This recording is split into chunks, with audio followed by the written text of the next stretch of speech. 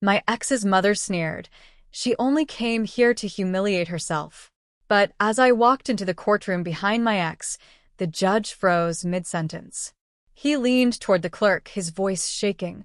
Why didn't anyone tell me she was here? The silence that followed said everything. The silence was deafening, then a whisper cut through the courtroom, making my blood run cold. The judge, his face ashen, turned to his clerk and stammered, "Why didn't anyone tell me she was here?" My ex-husband, Ethan, sat smirking, surrounded by his army of expensive lawyers, confident he'd buried me with lies. But what he didn't know was that I'd just unleashed a secret weapon, one that would shatter his entire world. You see, for 3 long years, Ethan and his family had painted me as unstable, vindictive, unfit. He thought he'd destroyed my reputation, taken away everything, including the only family I had left.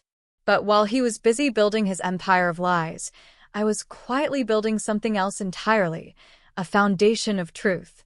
And today, I was finally ready to watch his empire crumble.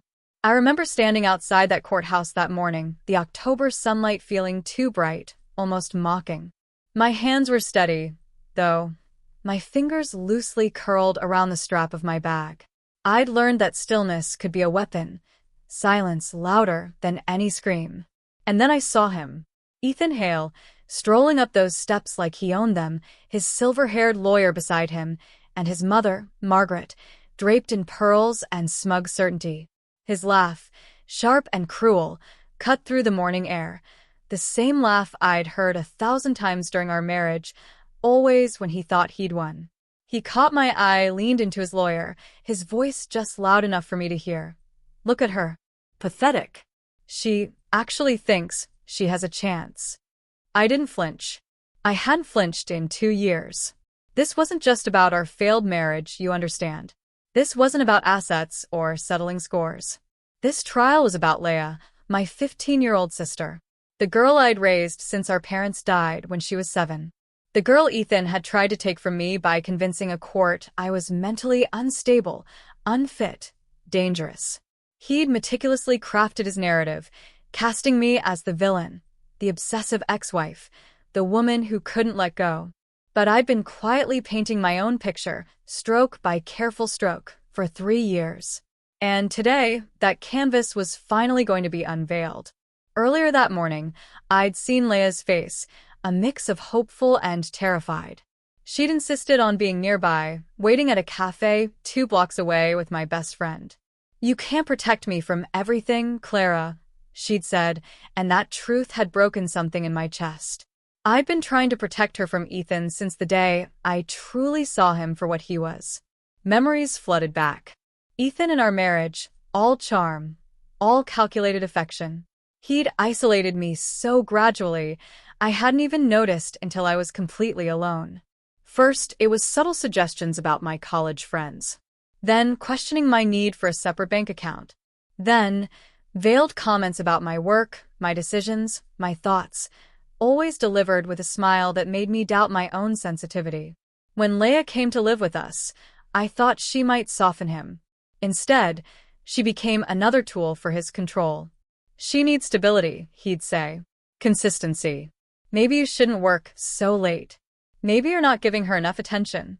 I doubted myself constantly, wondering if he was right, if I was failing Leah. It took me 2 years to realize that the doubt itself was his creation. "Clara." Ava's voice, warm and grounding, pulled me back to the present. She stood beside me, her brown eyes steady. As a paralegal, she knew courtrooms like the back of her hand. "You ready?" she whispered. I nodded, but she saw through it. "You have something they don't," she said, her voice dropping. "Truth." "And him." My throat tightened. I knew who she meant. Edward Langston, retired federal judge. The man who'd believed me when no one else would. He'd taught me that justice wasn't about volume, but about precision. He'd promised to be here today, a silent presence that could change everything. But I didn't say his name aloud. Not yet. We walked through security, down the marble hallway that smelled of floor polish and old paper. Ethan's lawyer, Harrison Burke, was puffed up, boasting loudly to colleagues. Judge Weston always sides with families of reputation. This will be over before lunch. He glanced our way with barely concealed contempt. I kept my gaze low, my expression neutral. Let him think I was afraid. Let them all think I was the broken woman Ethan had described in his filings. I knew something they didn't. Inside, the air felt thick with formality. I took my seat next to Michael Trent, my attorney. A quiet man in his 40s, sharp-eyed, with an understated demeanor people often mistook for timidity, his greatest advantage. The bailiff called the court to order, and Judge Daniel Weston entered. Steel-gray hair, stern reputation.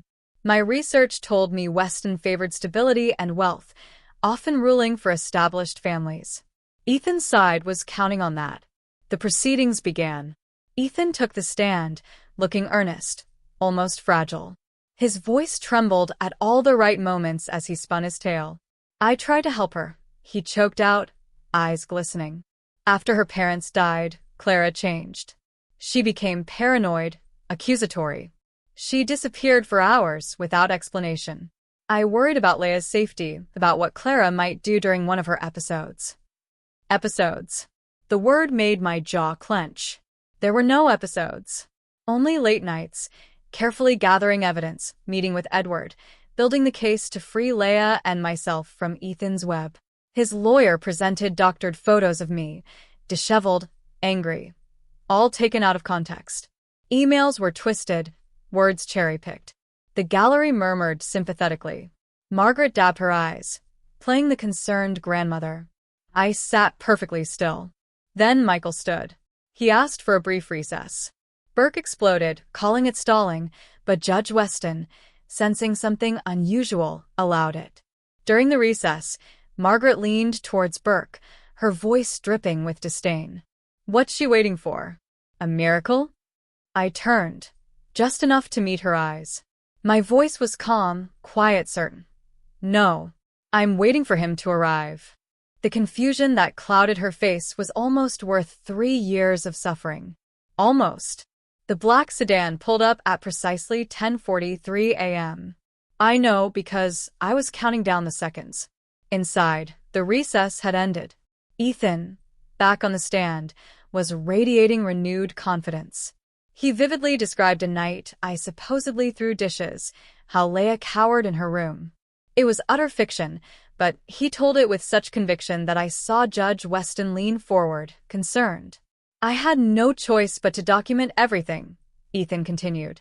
For Leia's protection. I have videos, recordings, witnesses who can confirm Clara's erratic behavior. My stomach twisted, but my face remained blank. Michael had warned me. Ethan would try to bury me in manufactured evidence, hoping I'd crack. But I'd been preparing. I knew how to breathe through the lies. Judge Weston was listening intently. His reputation as strict but fair was well known, but I knew he leaned towards the established, the wealthy. The Hales fit that perfectly. Old money, community ties, charitable foundations. I was just Clara Monroe, the architect whose reputation had been shredded, the unstable widow. That was the story. But stories, I'd learned, could be rewritten. Michael stood again. Your Honor, the defense would like to call an additional advisor to review the evidence before cross-examination. Burke shot out of his seat. Highly irregular. Ambush tactics. Weston frowned, then nodded.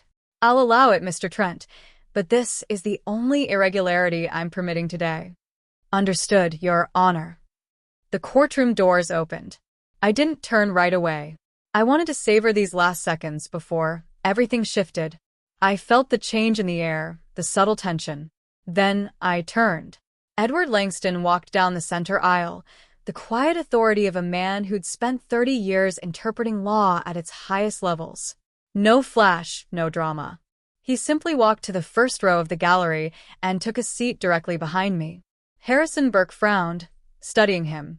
He didn't recognize Edward. Why would he? Edward had been retired for 5 years, always keeping a low profile. But Judge Weston? Oh, he recognized him. I watched Weston's face, catching the exact moment recognition hit. His hand, reaching for his water glass, froze. His eyes widened, and his lips parted as if to speak, but no words came out. Then, in a voice barely above a whisper, he turned to his clerk. Why didn't anyone tell me she was here? The pronoun was wrong. He meant he, but the shock had rattled him. The clerk looked confused as murmurs rippled through the gallery. Edward just sat, hands folded, giving me the smallest nod, a faint curve to his lips. Margaret's smug expression had vanished. She leaned towards Ethan, whispering urgently, but he looked just as confused as everyone else. Only Judge Weston understood. I'd met Edward 3 years ago, during the darkest period of my life. Ethan had just left, taking Leah and filing papers that painted me as dangerous. My architectural license was under review for discrepancies in projects, discrepancies Ethan had manufactured, using my credentials to funnel money through fake construction contracts. I was drowning. Everyone thought I'd done it to myself. Edward, reviewing cases for a federal inquiry into construction fraud, found my name. He saw the pattern of financial abuse and gaslighting. He reached out, met me at a coffee shop, and asked one question: do you want justice or do you want revenge? I want my sister back, I told him. And I want my name cleared. He'd studied me, then nodded. Then we'll build a case properly, quietly. And when the time comes, the truth will speak for itself. For 3 years, he guided me, teaching me how to gather evidence legally, how to document everything, how to be patient when every instinct screamed to act. He taught me that justice wasn't loud. It was deliberate. And now he was here. Judge Weston knew that everything was about to change. Ethan's confidence had evaporated. He kept glancing back at Edward, trying to fathom the judge's unease. Burke cleared his throat. Your Honor, may we continue? Weston blinked, gathering himself. Yes, of course. Mr. Hale, please continue. But the shift was undeniable. Weston's questions were sharper now, more probing. When Ethan described my instability, Weston demanded specific dates, concrete examples, documentation beyond photos and emails. Ethan stumbled. I saw the first crack in his facade. Margaret leaned forward, knuckles white. She could feel her family's control, their reputation, slipping away. Michael caught my eye and gave me the slightest nod. The plan was unfolding perfectly. When Ethan finally stepped down, he walked past me, hissing, "Who is that man?" I looked up at him, serene. If I hadn't lived through the reality, Margaret's cold dismissal, her active participation in isolating me, her gleeful reinforcement of Ethan's lies, I might have believed his performance myself. Harrison called 2 more character witnesses, family friends, who described me as unstable, jealous, vindictive. They painted a picture of a woman spiraling, coping with grief by lashing out at her innocent husband. I sat through it all, my hands folded, breathing steady. Michael had prepared me. They'll try to bury you in narrative. Let them. Every lie they tell gives us an opening. When they finished, Judge Weston turned to Michael. Does the defense wish to cross-examine? No, Your Honor, Michael replied. But we would like to call Clara Monroe to make a statement. Burke leaped up. Objection. Ms. Monroe is the plaintiff. She can't simply make unstructured statements. I'll allow it, Weston interrupted, his eyes flicking to Edward. But keep it brief, Mr. Trent. I walked to the witness box, my legs steady despite my heart pounding. I'd rehearsed this 100 times. The weight of 3 years pressed down on me. I looked at Judge Weston, then at Ethan, then back at the judge. Your Honor, I'm not here to defend my character against accusations. My character will become clear through evidence. But I do have some questions I'd like answered if the court permits. Weston frowned. This is unusual, Miss Monroe. But proceed. I turned to Ethan. He sat beside his lawyer, his expression guarded. Ethan, do you remember our trip to Montreal 3 years ago in April? His jaw tightened. What does that have to do with? Just answer the question, I said calmly. Yes. We attended a charity gala. The Hale Foundation's annual fundraiser. You told me we'd raised over $200,000 that night for children's hospitals. That's correct. I nodded slowly. And do you remember the donation that disappeared? The one from the Westbrook Group, $50,000, that was supposed to be deposited but never appeared in the foundation's accounts. Ethan's face went pale. Burke shot to his feet. Objection. This is completely outside the scope. It's directly relevant, Your Honor, Michael interjected smoothly. If you'll allow us to present documentation. He approached the bench with a folder, handing copies to the judge and Burke. I watched Ethan's face as his lawyer read, saw the moment comprehension, then panic flashed across his features. Your Honor, Michael said quietly. What appears to be a simple charity gala was actually a front for financial fraud. The Westbrook donation, along with several others, was funneled through Ethan Hale's company and into an offshore account. The charity never saw a penny. The courtroom erupted. Weston's gavel cracked. Order. Order. Margaret was rigid in her seat, face ashen. Ethan found his voice. This is ridiculous. Those documents they're falsified. She's making this up. But he was rattled. The careful facade was cracking.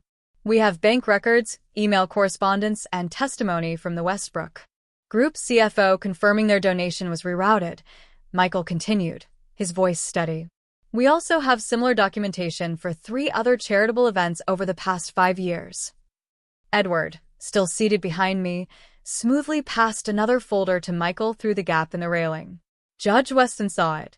His eyes widened again. Michael opened the new folder. Your Honor, this is a sealed affidavit from the Federal Inquiry into Construction Fraud in the Northeastern District. It names Ethan Hale as a person of interest in an ongoing investigation. The courtroom exploded. Harrison Burke was shouting objections. Margaret was on her feet. Ethan had gone completely white. Weston's gavel came down again and again. Order. I will have order in this courtroom. When the chaos subsided, Weston looked at the affidavit, his hands visibly trembling. He glanced at Edward, then back at the document. I saw the moment he realized the full scope of what was happening. This wasn't just a custody case. This was a fraud case, a corruption case, a web of lies that stretched back years, and he was now presiding over its unraveling. We'll adjourn early for the day, Weston announced, his voice strained. I need time to review these documents and determine how to proceed. Court will reconvene tomorrow at 9 a.m. As the gavel fell, Ethan pushed past his lawyer and cornered me in the aisle. His face was twisted with rage and fear. How did who told you about this? He hissed. I looked up at the man who'd tried to destroy me, feeling nothing but cold certainty. You should have treated honesty like an asset, Ethan. Instead, you invested everything in lies. And now, the markets crashed. He stared at me, speechless, then stormed out. Margaret followed, her pearls clicking, muttering, This isn't over. This isn't over. But her voice lacked conviction. I gathered my things slowly, aware of the stares, the whispered conversations. Edward stood, placed a hand briefly on my shoulder, a quiet gesture of support, then walked out ahead of me. Outside, Ava was waiting, her eyes wide. Clara, what just happened in there? I managed a tired smile. The truth. Just a piece of it. But enough to make them afraid. And tomorrow? I looked back at the courthouse doors, thinking of Leah waiting at the cafe. 3 years of careful preparation. All those nights I'd wanted to give up, but hadn't. Tomorrow, I said, we finish what we started. That night, I couldn't sleep. I lay in my small apartment, the same one I'd moved into after Ethan left, and let myself remember. 3 years ago, I'd been Clara Hale, a junior architect, married to a man I thought I knew. I was proud of my work on a federal project, a new community center. Then, one evening, reviewing invoices, I noticed discrepancies. Materials ordered but never delivered. Contractors paid for work that didn't exist. Small amounts at first, easy to dismiss. But they added up, and they all traced back to my signature. When I confronted Ethan, he'd looked at me with such sincere confusion. I doubted myself. Clara, sweetheart, you've been under so much stress. Are you sure you're reading those correctly? But I couldn't let it go.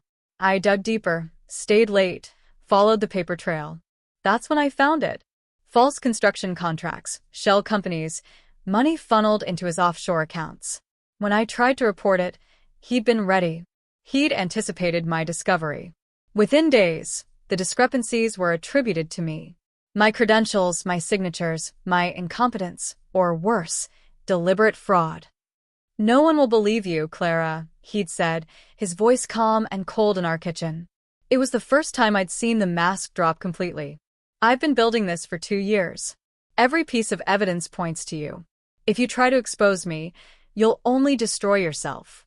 And Leia," his smile had been cruel, "Leia will be fine with me, where she'll be safe from her unstable, criminal sister."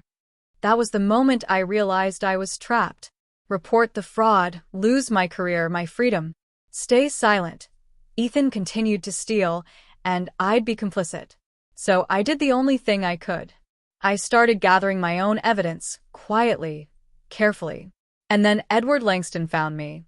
I rolled over, looking at the photo on my nightstand. Leia and me at her 8th grade graduation, both smiling. I'd raised her since she was 7. Through grief, adjustment, adolescence. She was my sister, but in every way that mattered, she was my daughter. I couldn't let Ethan take her. My phone buzzed. A text from Edward. "Rest. Tomorrow requires clarity, not exhaustion." I smiled. He'd become more than a mentor. He was the father figure I'd lost, a steady presence reminding me I wasn't alone. The next morning, the courthouse was swarming with reporters. News had leaked. Cameras flashed. Shouted questions followed me. I kept my head down, my pace steady. Edward was waiting. "They'll try to corner you emotionally today," he said, his voice low. "Burke will paint you as vindictive, a woman scorned, seeking revenge. Don't let them." "I won't." "And Clara," he met my eyes, "what you're doing here, it's not just about winning. It's about reclaiming yourself. Remember that." I nodded, unable to speak past the tightness in my throat. Inside, the tension was electric. Ethan looked haggard, like he hadn't slept. Margaret's usual composure was cracked, her eyes darting around the room with something close to fear. Harrison Burke, though, looked energized. He thought he'd found an angle. When court convened, he moved immediately. "Your Honor, the defense moves to have Edward Langston's presence and any documents he's provided disqualified on grounds of personal bias." Michael was instantly on his feet. "Mr. Langston hasn't testified, Your Honor. He's simply observing. His mere presence is prejudicial." Burke argued. "He has a clear personal relationship with Ms. Monroe, has been advising her for years, and his former position creates an implicit bias." Judge Weston rubbed his temples. I watched the conflict on his face, professional respect for Edward warring with Burke's procedural concerns. "Mr. Langston," Weston said, "would you approach the bench?" Edward walked forward with that quiet authority. They spoke in low tones for several minutes. I saw Weston's expression shift from skepticism to shame, then recognition. When Edward returned to his seat, Weston announced, "Mr. Langston's presence will be allowed. He has not testified, and any documents have been provided through proper legal channels. The objection is overruled." Burke looked furious. What I wouldn't learn until later was what Edward had said to Weston. He'd asked a simple question: "Would you have treated her fairly if you'd known from the start who she was?" And Weston, to his credit, had recognized the uncomfortable truth. The day proceeded. Forensic accountants reviewed the Hale Foundation's records. The evidence was damning. Years of financial irregularities, vanished donations, money laundered. Ethan claimed ignorance, but the email trail told a different story. His words, directing transfers, discussing strategies, coordinating with co-conspirators. By midday, even Margaret looked defeated. Ethan arrived that afternoon looking worse than ever. His suit was immaculate, but shadows clung to his eyes, his swagger replaced by a tight defensiveness. He avoided looking at me, which spoke volumes. He was afraid. Margaret walked beside him, her jaw clenched, the concerned grandmother, gone, replaced by raw anger. Edward was already in his spot, a silent anchor. He gave me a small nod. "Ready?" Michael asked quietly. I nodded. We'd spent last night preparing. This was the critical point. They're going to fight hard today, Michael had warned. Burke knows this is his last chance. Judge Weston entered, looking like he'd aged years. A new heaviness to his movements. Your Honor, Burke immediately began, the defense moves to reopen proceedings with a motion to dismiss the financial allegations as irrelevant to the custody matter. Denied, Weston said. So quickly Burke blinked. The financial improprieties go directly to character and fitness as a guardian. Continue, Mr. Burke. Burke's jaw tightened. His tone turned aggressive. Your Honor, what we're witnessing is a classic case of a vindictive woman using emotional manipulation and theatrical accusations to destroy a man's reputation. Clara Monroe is not here seeking justice. She's seeking revenge. Ms. Monroe has spent 3 years building this elaborate conspiracy theory, working with, he gestured to Edward, influential connections to manufacture evidence. Objection. Michael's voice was calm but firm. Counsel is making unfounded accusations without evidence. If he has proof that any evidence was manufactured, he should present it. Sustained, Weston said. Mr. Burke, stick to provable facts. Burke's face flushed. Then let's talk facts. We'd like to submit new evidence, courtesy of a more thorough investigation into Ms. Monroe's activities over the past 3 years. My stomach dropped. What had they found? Burke presented a file. Michael reviewed it, his expression neutral. After a moment, he looked up.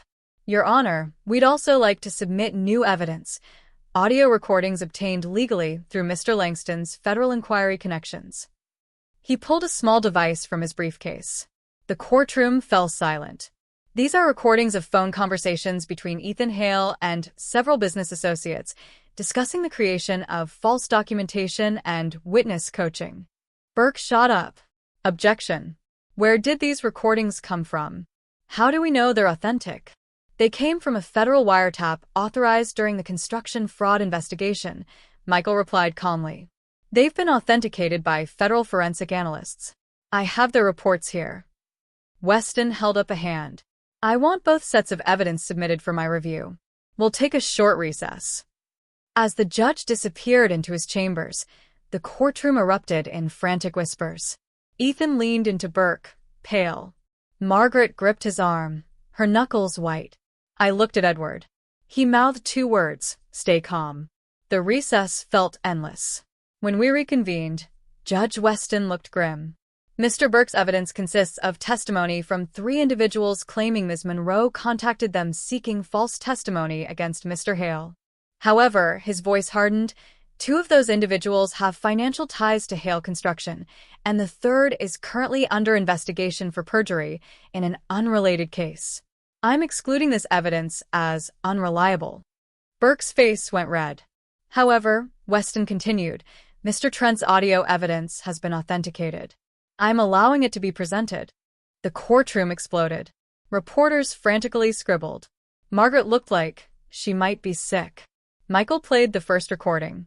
Ethan's voice filled the courtroom, tiny but unmistakable. Just stick to what we discussed. Clara was erratic, unstable. You witnessed arguments. Keep it vague enough that she can't disprove specifics. Another voice, male, uncertain. I don't know, Ethan. If this comes out, Ethan, it won't. Trust me. I've covered every angle. The second recording was worse. Ethan discussing how to massage financial records to hide the fraud, mentioning me specifically. The best part is, even if Clara figures it out, she's already been discredited. No one will believe her. I watched Ethan. His face had gone from pale to ashen. His hands shook. He looked like a man watching his entire world collapse. Because it was. When the recordings ended, the silence was deafening. Then Judge Weston spoke, his voice tight with barely controlled anger. Mr. Hale, would you care to explain these recordings? Ethan stood slowly, struggling to find his footing, to locate the charm that had always been his shield. Your Honor, those conversations, they're taken out of context. I was speaking hypothetically. You were coaching witnesses to lie, Weston interrupted coldly. You were conspiring to commit perjury in my courtroom. Sit down, Mr. Hale. Ethan sat. For the first time since I'd known him, he looked truly defeated. Burke tried to salvage something. Your Honor, while these recordings are concerning, they don't change the fundamental question of custody. They change everything, Mr. Burke, Weston cut in. They speak directly to your client's character, his honesty, and his fitness as a guardian. I felt something loosen in my chest, something that had been wound tight for 3 years. This was happening. The truth was finally breaking through. During the lunch recess, Ethan cornered me in the hallway. His face was twisted with desperation and rage. You think you've won? He hissed. You think this is over? I met his eyes steadily. You built your lies like glass walls, Ethan, I said. And they're cracking. Everything I did for us. The money, the opportunities. I was building a future. You were building a prison, I said quietly. And the only person you've trapped is yourself. He stared at me, and I saw the moment something broke in him, the last vestige of his self-delusion shattering. Then he turned and walked away, shoulders hunched, looking smaller than I'd ever seen him. When the afternoon session began, the atmosphere had shifted completely. Even Burke seemed to have lost his fight. Michael presented testimony from Colin Vance, Ethan's former business partner, who detailed the fraud in devastating clarity, the foundations, the contracts, the offshore accounts. All of it laid bare. Margaret sat frozen, tears silently streaming down her face. Her family's reputation, guarded so fiercely, was being destroyed in real time. As the day closed, Judge Weston announced, "We'll reconvene tomorrow for final arguments and my decision. Court is adjourned." Outside, the October evening air was crisp. I stood on the courthouse steps, watching the sunset paint the sky. Ava came to stand beside me. You okay? I nodded slowly. I keep waiting to feel vindicated, but mostly I just feel tired. That's because you're not doing this for revenge, she said. You're doing it for Leia. And for yourself. Edward approached. Whatever happens tomorrow, Clara, you've already accomplished something remarkable. You refused to let him erase you. I turned to him, this man who'd given me the tools to rebuild myself. Thank you for everything. He smiled. I didn't do anything except believe what was already true, that you were stronger than your circumstances. As I walked to my car, my phone buzzed. A text from Leia. Is it over yet? I typed back, almost sweetheart. Almost. That night, I barely slept again. But this time, it wasn't from fear. It was a strange, unfamiliar feeling. Hope. Fragile as glass, but growing stronger with every breath. Later, I'd learn what Judge Weston did that night. He stayed in his chambers, pulling out old case files. He found it, a preliminary complaint filed 3 years ago by Clara Brennan regarding financial discrepancies at Brennan and Associates. My complaint. He dismissed it without proper investigation, passing it to the state where it vanished. If he'd read it properly, if he'd paid attention to the patterns I'd identified, the fraud might have been stopped years ago. Leia might never have been taken. My reputation might never have been destroyed. And now he had to live with that knowledge. The next morning, the media presence had tripled. News vans lined the street. I kept my head down, made my way inside. Edward was waiting. When I sat beside Michael, the weight of the final day settled over me. This was it. Ethan entered, hollow, a shell of his former self. Margaret wasn't with him. I heard later she'd suffered a breakdown. Judge Weston entered, a new clarity in his eyes. Before we begin final arguments, he said, his voice formal, I need to address something. Mr. Langston, would you approach the bench? Edward walked forward. They spoke in low tones. I saw Weston's expression shift through shame, resignation, determination.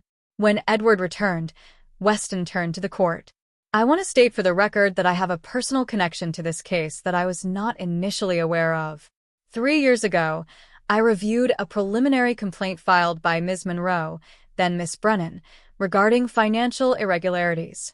I dismissed that complaint without proper investigation. The courtroom erupted.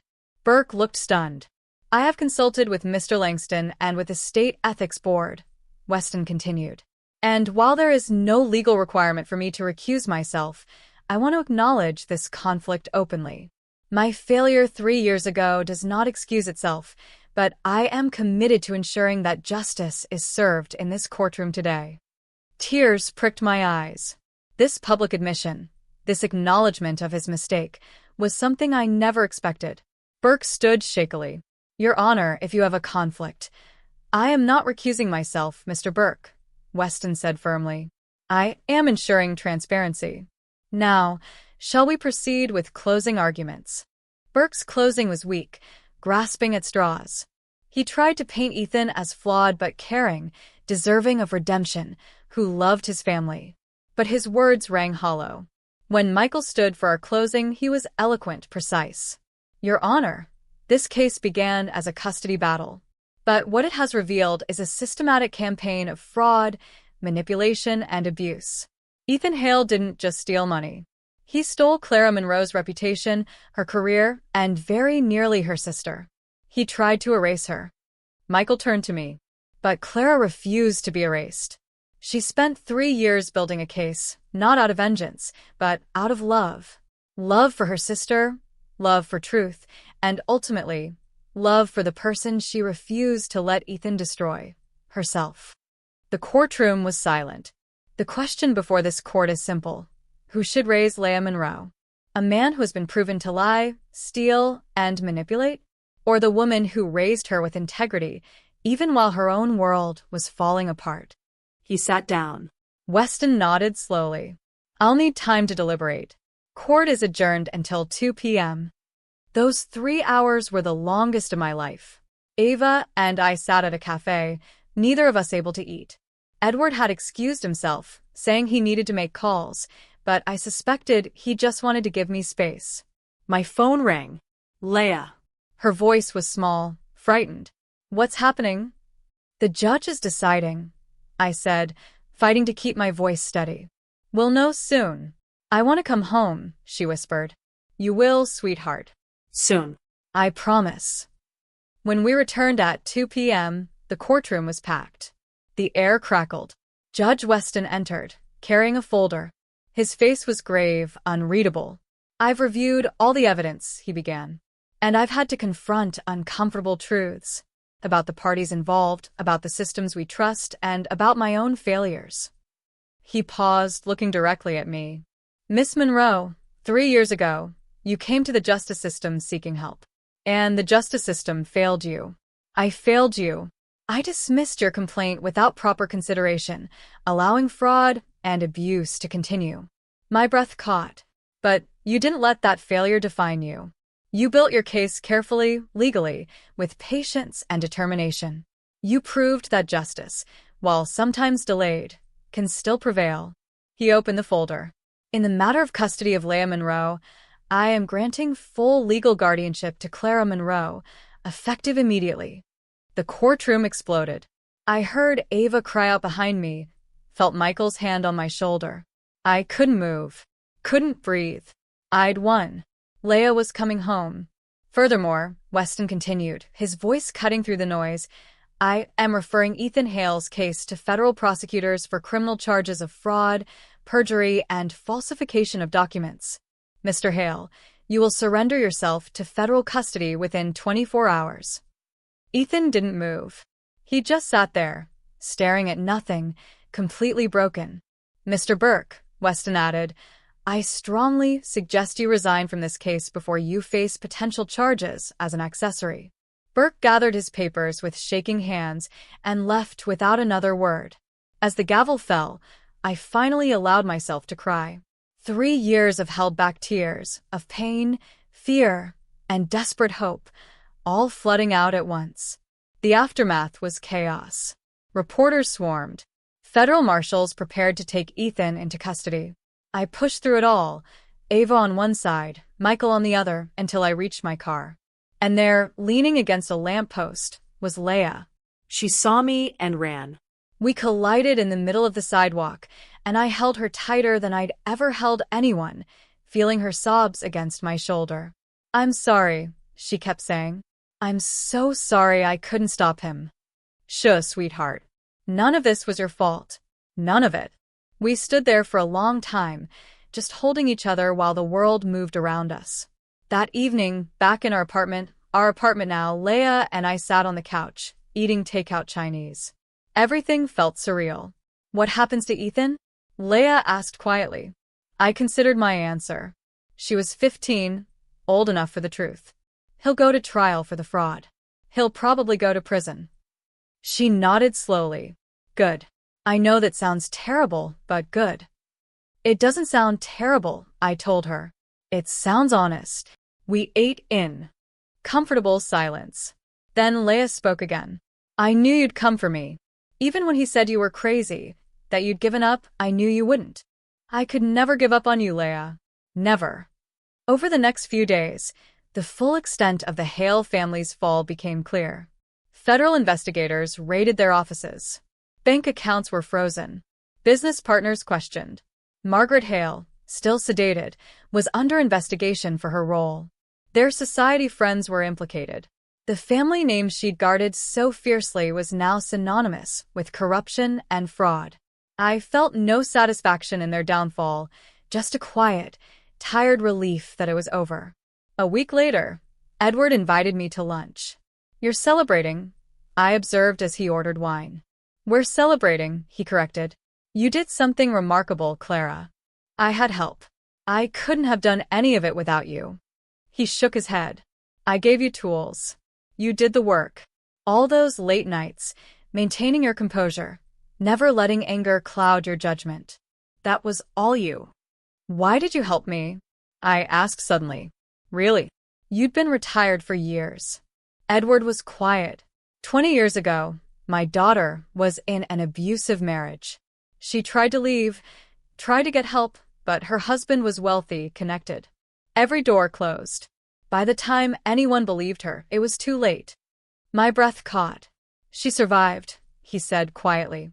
But it broke something in her that never fully healed. When I read your case file, I saw the same pattern. A woman telling the truth, a system failing to listen. And I thought, maybe I could help this time. Maybe I could prevent what happened to my daughter from happening to you. You did, I whispered. You saved me. No, he said firmly. You saved yourself. I just reminded you that you could. We sat in comfortable silence, and I realized justice wasn't just about courtrooms and verdicts. It was about people believing you. It was about having someone in your corner. It was about refusing to be erased. 3 months later, I stood in a different courtroom, a witness in Ethan's criminal trial. He'd aged dramatically, hair gray, weight lost. Nothing like the confident man who'd walked up those steps that October morning. When I took the stand, he finally looked at me, and I saw genuine remorse. The prosecutor asked me to describe discovering the fraud. I told the truth. All of it. The gaslighting, the threats, the years of carefully building my case while pretending to be broken. His defense attorney tried to paint me as vindictive, but I answered honestly, without emotion, and eventually, he gave up. Ethan was convicted on 14 counts of fraud, perjury, and racketeering. He was sentenced to 12 years in federal prison. Margaret Hale accepted a plea deal, 3 years probation and community service. She'd lost everything. I heard she moved to Florida. Life slowly returned to normal for me. My architectural license was reinstated. I started taking freelance projects, slowly rebuilding my career. Leia thrived. She made new friends, joined drama club, talked about college. Watching her heal was the greatest reward. One afternoon, 6 months after the verdict, Judge Daniel Weston visited my office. Ms. Monroe, I hope I'm not intruding. Not at all, Your Honor. Please come in. He sat, the weight still heavy on him. I wanted to apologize properly, he said, without the courtroom theatrics. What I did 3 years ago, dismissing your complaint, was careless and arrogant. I thought I knew better. You paid the price for my laziness. You've already apologized, I said gently. Words in a courtroom aren't enough. He pulled an envelope from his jacket. I've written a letter to the State Ethics Board recommending mandatory review procedures for all preliminary complaints. And I've endowed a legal fund in your name to help others in situations like yours. Tears sprang to my eyes. "Judge Weston, Daniel," I said. "Please, Daniel. You don't have to." "Yes, I do," he replied. "That morning, when I saw Edward sitting behind you, I realized something. I'd been so focused on reputation and protocol that I'd forgotten what justice actually means. Edward reminded me. You reminded me." "What did he say to you?" I asked, thinking of his whisper to his clerk. Daniel smiled sadly. "When I saw Edward, I knew immediately something important was happening. I dismissed a case connected to his federal inquiry years ago. Your case, though I didn't realize it then. I knew if Edward was there, it meant I'd made a terrible mistake. That's when I whispered to my clerk, confused why no one had warned me. Of course, no one could have, because I'd failed to make the connection myself." He stood, paused at the door. "You know what Edward told me during that first recess? He asked me one question. Would you have treated her fairly if you'd known from the start who she was? And the honest answer terrified me. I didn't know. I'd built my reputation on being fair, but I'd become lazy, complacent. You reminded me what's at stake every time I put on that robe." After he left, I sat at my desk for a long time, thinking about justice, redemption, second chances. That evening, Leah and I drove home, her chattering about her role in the spring play. When we got home, there was a small package on our doorstep. Inside, a brass plaque, beautifully engraved, with a note from Edward. "For your desk. Remember what you've proven. Truth doesn't need to shout. It just needs to be patient." The plaque read, "Justice isn't loud. It's deliberate." I carried it inside, placed it on my desk. A daily reminder of what I'd survived, what I'd fought for, and who I'd become. Leah appeared in my doorway. "What's that?" "A reminder," I said, "that we're stronger than our circumstances." She read the inscription, then hugged me tight. "I'm proud of you, Clara, for never giving up." "I'm proud of us," I corrected, "for surviving." That night, as I lay in bed, I thought about Ethan in prison, Margaret in exile, and the empire of lies that had crumbled. I thought about Judge Weston's apology, Edward's quiet mentorship, Michael's steady support. But mostly, I thought about the woman I'd been 3 years ago, drowning, desperate, doubted by everyone, including myself. And the woman I'd become, steady, certain, unbreakable. Ethan had tried to bury me. He tried to erase me, to paint me as crazy and broken and worthless. Instead, I'd built my own foundation, brick by brick, piece of evidence by piece of evidence, day by day. And when the time came to stand on it, it held. I'd learned that justice wasn't about being loud. It wasn't about revenge or anger or even vindication. It was about being deliberate, about telling the truth quietly, consistently, without wavering, about believing in yourself even when no one else did. And in the end, that quiet persistence had been stronger than all of Ethan's lies. I fell asleep that night with Leah safe in the room next door. My name cleared, my career restored, the brass plaque on my desk, and the weight of 3 years finally lifted. I fell asleep, truly, completely free. And in the morning I would wake up and build something new.